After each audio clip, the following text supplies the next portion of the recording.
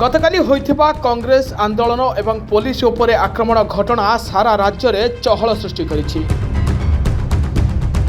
मोहन सरकार को कांग्रेस रणहुंकार सह राज्य बीजेपी को मध्य अस्तव्यस्त कर देछि। गोटे पटे पुलिस कर्मचारी आहत होइथिया बेले आहत होइछंती अनेक कांग्रेस कर्मी एवं सरकार ठीक से परिचालना करि पर नथिवारु कथा जाई पहुंची प्रधानमंत्री मोदी पाखरे। राजधानी लोअर पीएमजी रे होइथिबा लंकाकांडर भिजुआल देखि प्रधानमंत्री और गृहमंत्री रागी जाइछंती। कांग्रेस कर्मी को उत्पात को बर्दाश्त करा जिबनि बोली कड़ा निर्देश दैछंती साहा। सेपटे कांग्रेस शक्ति बढ़ुथिबा नै बीजेपी केंद्रीय नेतृत्व चिंता बढ़ी।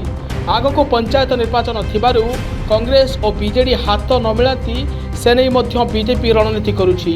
एपटे भक्तदास सभापति हेबा परे राज्य कांग्रेस नुआ शक्ति संचार होइछि, जहाँकि बीजेपी सरकार को पई सतर्क घंटी।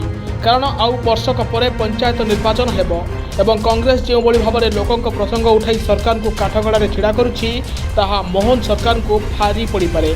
सेथिपई मोदी साहा नुआ रणनीति करुवा चर्चा हेउछि एवं राज्य बीजेपी सभापति और अन्य पदाधिकारी चयन पर दल लोकों पाखक जीवा सह अधिकरू अधिक लोकों दल में सामिल करिवो।